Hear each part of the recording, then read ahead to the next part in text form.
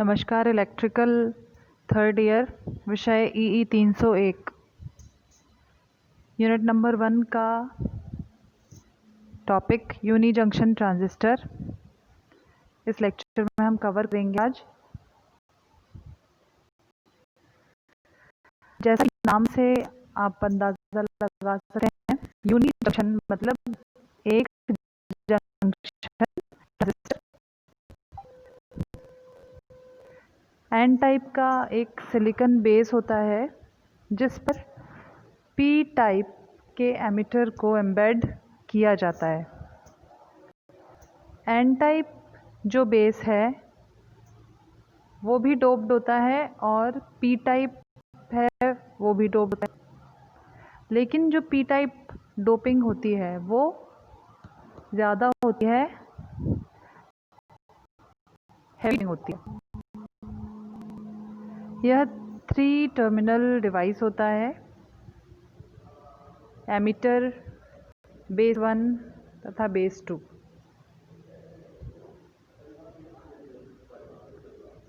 Base 1 तथा base 2 के मध्य UJT एक ऑर्डिनरी रेजिस्टेंस की तरह कार्य करता है। RB1 तथा RB2 B1 और B2 से A पॉइंट तक मापे गए इंटरनल रेजिस्टेंसेस होते हैं। UJT की वर्किंग को देखने समझने से पहले हम एक बार इसका चित्र देख लेते हैं। ये सिंबल आप देख सकते हैं स्क्रीन टी का। BJT जैसा सिंबल होता है, लगभग PNP BJT जैसा। एरो थोड़ा सा टिल्टेड है और बेस और कलेक्टर ना होकर यहाँ पर बेस 1 एंड बेस 2 होते हैं। एमिटर तो है बट बेस 1 एंड बेस 2 है और नॉमिनेशन थोड़ा सा अलग है।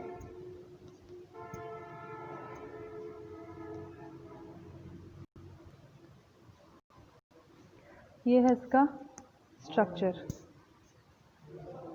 इसका एक सिलिकॉन बार है जो कि बेस का कार्य करता है और उसी में एम्बेड किया जाता है पी टाइप एमिटर को। RB1, RB2 ये दोनों रेजिस्टेंसेस हैं, इंटरनल रेजिस्टेंसेस हैं। पॉइंट A से B1 का इंटरनल रेजिस्टेंस है RB1 तथा पॉइंट A से B2 का इंटरनल रेजिस्टेंस है RB2।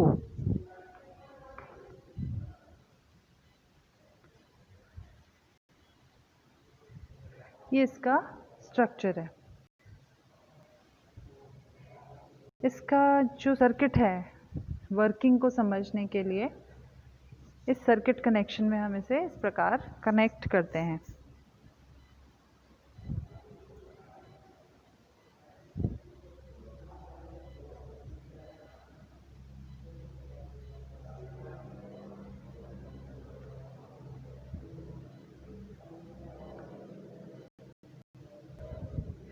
इस सर्किट को ध्यान में हुए जब हम अब KVL लगाएंगे VE, VBB, RB1, RB2 इत्यादि को इंक्लूड करके, तो हमें वोल्टेज डिवाइडर रूल का भी उपयोग करना होगा। तो आइए हम KVL लगाएं और देखते हैं कि हमें क्या इक्वेशन प्राप्त होती है। वर्किंग के लिए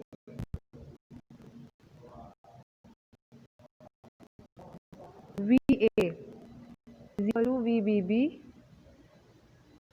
डॉट यानी multiplication RB1 upon RB1 plus RB2। VA जो होगा A पॉइंट पर वोल्टेज, जो A कॉमन पॉइंट दिखाया था आपको अभी हमने सर्किट में, VBB dot RB1 upon RB1 plus RB2। और VAB1 यदि हम बात करें VA इज VAB1 तो वो भी यही रहेगा। VAB is eta VBB. Eta is intrinsic standoff ratio and R is resistance of value 5 to 10 kilo ohms.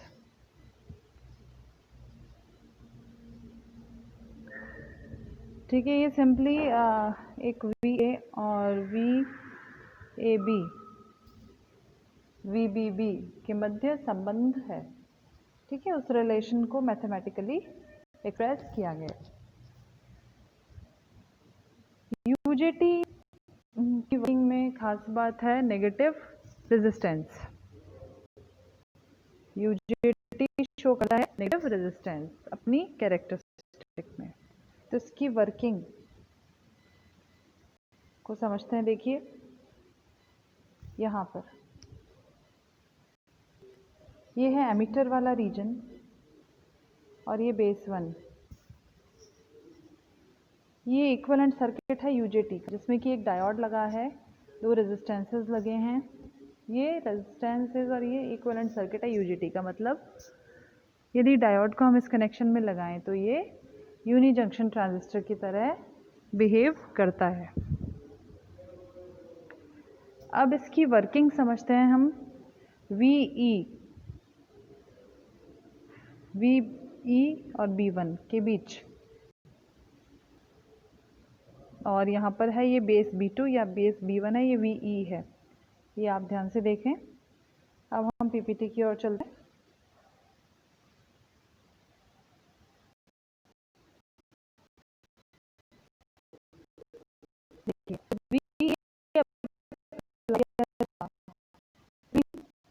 E and B1 so that E is positive with respect to B1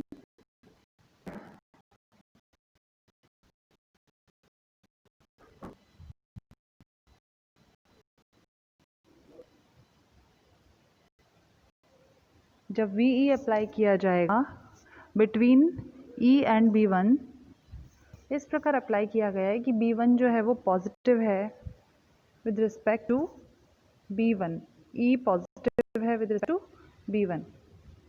तो क्या होगा, यहाँ diagram में हम चलते हैं फिर से। यहाँ देखिए आप, जब हमने वोल्टेज अप्लाई किया इस प्रकार की E जो है वो ज़्यादा पॉजिटिव है B1 के तुलना में। VE, ठीक है, E पॉजिटिव है कंपेयर्ड टू B1। जब VE को अपन ने 0 से इंक्रीज किया,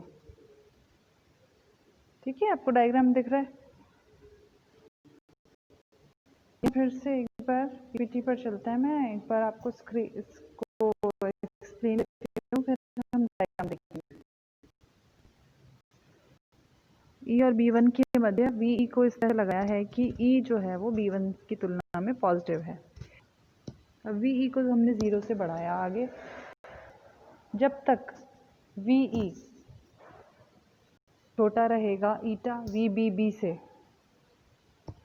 ईटा VBB से जब तक VE की वैल्यू छोटी रहेगी तब तक जो एमिटर बेस जंक्शन है, एमिटर EB1 जंक्शन है, वो रिवर्स बायस रहेगा। क्योंकि जो डायोड का नेगेटिव है उसको पॉजिटिव मिलेगा और जो डायोड का पॉजिटिव है उसे मिल रहा है नेगेटिव वोल्टेज। क्योंकि VE पॉजिटिव है लेकिन VBB ज़्यादा पॉजिटिव हो गया है, इसीलिए VE is less than eta VBB जब कहा है। तो इसका मतलब क्या है कि VE है पॉजिटिव, लेकिन यदि ईटा VBB से कम है इसकी वैल्यू, यानी कि यदि ये ईटा VBB से कम पॉजिटिव है तो उस केस में EB1 जंक्शन जो है वो रिवर्स बायस रहेगा और नेगेटिव करंट फ्लो करेगा रिवर्स बायस में। जब अगली कंडीशन ये है कि जब VE बराबर है ईटा VBB प्लस VD के, D इज डायोड वोल्टेज, ठीक है, तब क्या होगा, तब IE पॉजिटिव होगा और EB1 जंक्शन कंडक्ट करना शुरू करेगा।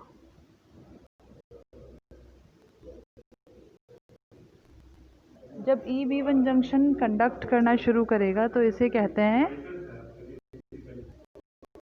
Peak point B.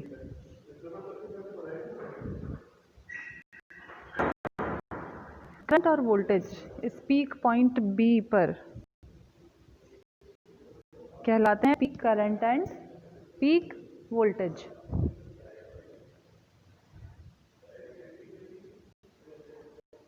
अब फिर से हम देखते हैं ये equation VE is equal to eta VBB plus VD।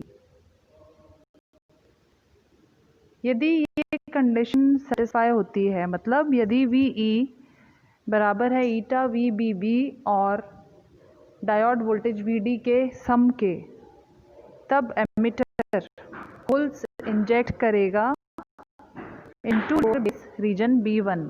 तब एमिटर B1 में होल्स इंजेक्ट करेगा और होल्स के इंक्रीज होने की वजह से कैरियर जो है वो इंक्रीज हो रहे हैं, है ना, क्योंकि तो RB1 की वैल्यू डिक्रीज होगी, रेजिस्टेंस डिक्रीज हो रहा है। एज अ रिजल्ट पोटेंशियल जो होगा ए पॉइंट का वो गिर जाएगा और इस वजह से IE की वैल्यू भी कम होने लगेगी। ये हो रहा है और VE की वैल्यू इंक्रीज होगी। इस कंडीशन को कहते हैं नेगेटिव रेजिस्टेंस। नेगेटिव रेजिस्टेंस में आप वोल्टेज को इंक्रीज कर रहे हो और करंट की वैल्यू कम हो रही है और रेजिस्टेंस की वैल्यू भी कम हो रही है।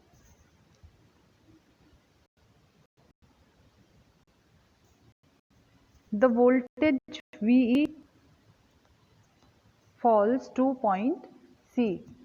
VE की वैल्यू गिरकर C पॉइंट तक पहुंचेगी और ये जो पॉइंट C है इसको वैली पॉइंट C कह सकते हैं। इसके करस्पॉन्डिंग वोल्टेज को वैली वोल्टेज, करस्पॉन्डिंग करंट को वैली करंट, ठीक है, कहते हैं। इसकी कैरेक्टरिस्टिक्स हैं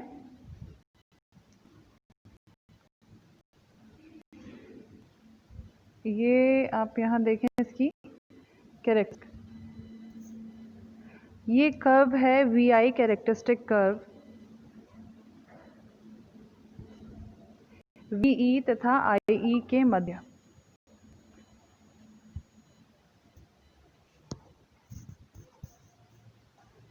ठीक है, आप यहाँ देख सकते हैं ये शुरू में जब VE की वैल्यू 0 है तब IE की वैल्यू भी 0 है। जैसे VE की वैल्यू को हमने इंक्रीज़ किया, IE की वैल्यू धीरे धीरे इंक्रीज़ हुई है, ठीक है, इसकी, और फिर वो इंक्रीज़ होते होते पहुंची है पीक पर, जिसको peak voltage and peak current corresponding कहा गया है।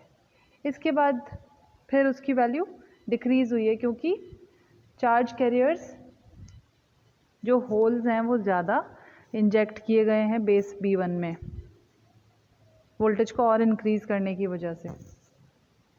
इस वजह से नेगेटिव रेजिस्टेंस रीजन जनरेट हुआ, क्योंकि वोल्टेज इंक्रीज़ कर रहे हैं आप, करंट डिक्रीज़ हो रहा है और रेजिस्टेंस भी डिक्रीज़ हो रहा है ना। तो यहाँ पर ये जो रीजन है पूरा वैली पॉइंट तक, पीक पॉइंट से वैली पॉइंट तक का रीजन, ये पूरा रीजन नेगेटिव रेजिस्टेंस रीजन कहलाता है। इस रीजन से वैली पॉइंट पर पहुंचने के बाद जो करंट है वैली पॉइंट पर, वो वैली करंट, और उसके बाद इसका डिक्रीज़ होना बंद हो जाता है और एक लगभग सैचुरेटेड वैल्यू हमें प्राप्त होती है। इसका एग्जैक्ट जो प्रैक्टिकल कहते हैं कर्व, वो आप देखना चाहें तो कुछ ऐसा दिखाई देता है।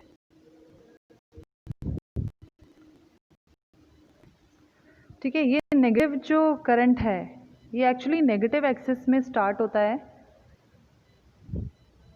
इससे पहले अभी जो हमने कैरेक्टरिस्टिक देखी उसमें वो पॉजिटिव यानी 0 से स्टार्ट हुआ था, ठीक है, लेकिन एक्चुअली ये नेगेटिव रीजन में स्टार्ट होता है, 0 एक्सिस पर आता है एस पॉइंट पर, उसके बाद फिर ये पॉजिटिव डायरेक्शन में इंक्रीज होता है और फिर ये पहुंचता है पीक पॉइंट पर।